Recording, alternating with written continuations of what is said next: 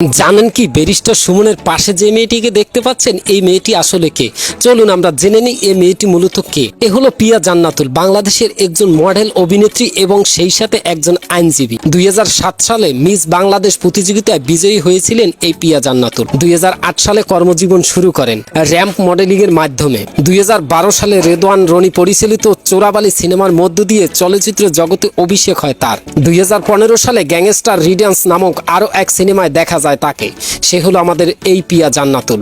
2015 সালের পর থেকে মিডিয়া জগতে তাকে একটা দেখা যায় না, সিনেমা জগতেও খুব বেশি দেখা যায়নি তাকে। বর্তমানে আইনজীবী পেশা নিয়ে খুব ব্যস্ত আছেন তিনি। সম্প্রতি ব্যারিস্টার সুমনের সঙ্গে একটি ভিডিও ভাইরালের পর আলোচনার তুমুল তঙ্গে এখন পিয়া জান্নাতুল।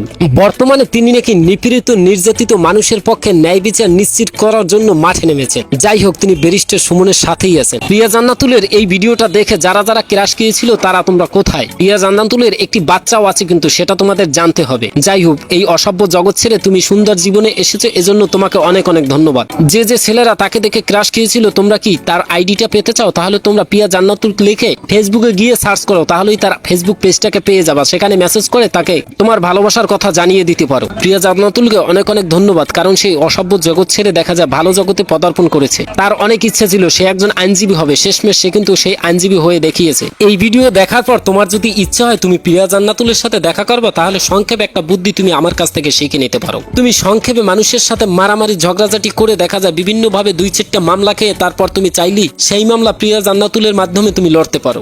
হয় তোমার টাকা যাবে, কিন্তু পিয়া জান্নাতুলের সাথে ঠিকই কিন্তু দেখা করতে পারবা। বুদ্ধিটা কাজে লাগাতে পারো, তাহলে তুমি খুব সুন্দরভাবে তার সাথে অনেকদিন ধরেই কথা বলতে পারবা। যাই হোক, পিয়া জান্নাতুলের ছবিগুলো দেখে আসলে মনে হয় কি সে এই যে ভালো জগতে ফিরে এসেছে। মানুষ চাইলে সবকিছু করতে পারে, এটা তার উদাহরণ। পিয়া জান্নাতুল অনেক বছর ধরে অভিনয় মডেলিং করে যে পরিস্থিতি না পাইছে সেটা কিন্তু অলরেডি পেয়ে গিয়েছে মাত্র সুমন ভাইয়ের সাথে একটি ভিডিও ভাইরালের মাধ্যমে। এজন্য মানুষ বলে কার কপাল কখন খুলবে কেউ বুঝতে পারে না। অনেক কষ্ট করেছো অভিনয় জগতে, মডেলিং জগতে, বাট তোমাকে কেউ চিনতো না। তুমি সামান্য একটা ভিডিও ভাইরালের মাধ্যমে সারা বাংলাদেশের ভাইরাল মুখের পরিস্থিতি পেয়ে গিয়েছো। যাই হোক, তোমার জন্য দোয়া ও শুভকামনা থাকবে। তুমি অনেক দূর এগিয়ে যাও। তোমার জন্য সবসময় শুভকামনা, দোয়া ও ভালোবাসা থাকবে।